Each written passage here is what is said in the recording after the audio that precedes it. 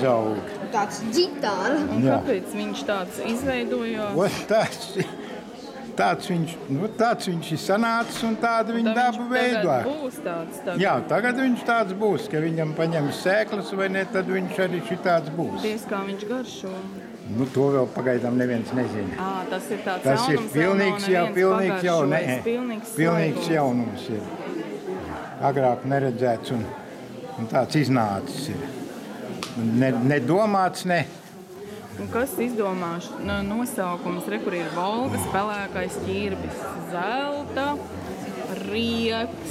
Kas izdomā tos nosaukumus? Zelta gardums. Telūk saimniece ir. Šokolādes. Jā.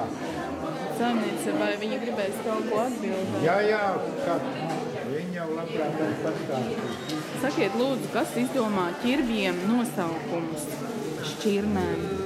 Nosaukumus, mēs neesam selekcionāri, mēs esam kolekcionāri, un līdz ar to mēs šos ķirbjus jau saņemam no selekcionāriem vai no selekciju firmām ar nosaukumiem.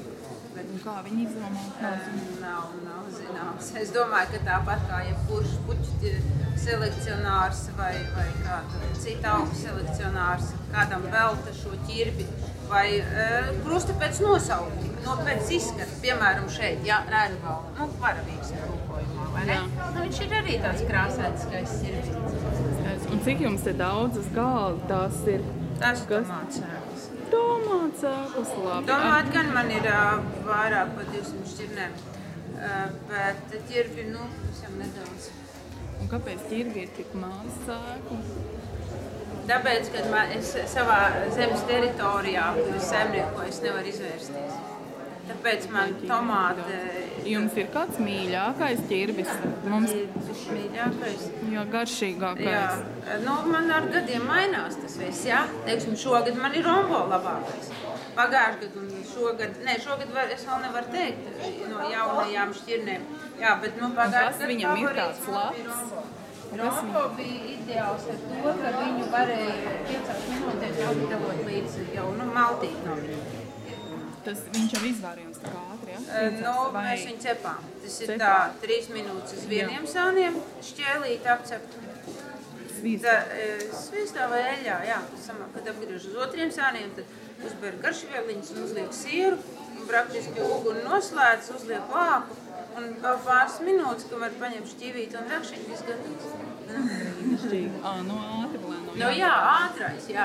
Suli jūs arī spiežat? Jā, mēs no suli to mums jau tāda sulas atkarība no rītī. Katru rītu? Katru rītu, būtiski katru rītu. Mums rīt sāks ar ķirbi suli.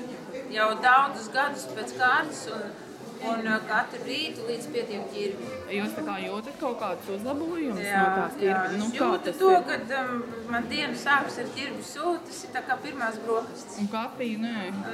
Kafiju zirbu kaut kur pēcpusdienā. No rīta, nē. Ķirbi suli nomainīs kafiju. No rīta, jā. Bet, kafiju, jā, tad taču es otrais nespiedīšu suli, nemazgāšu atkal spiedi. Tad es iezaru kafiju pēcpusdienā. Bet, ja nebūtu slīkums, tad dzertu suli? Jā, noteikti. Varētu iztikt kafiju? Jā, varētu iztikt droši, jā. Labi, paldies. Kam jūs filmējat savas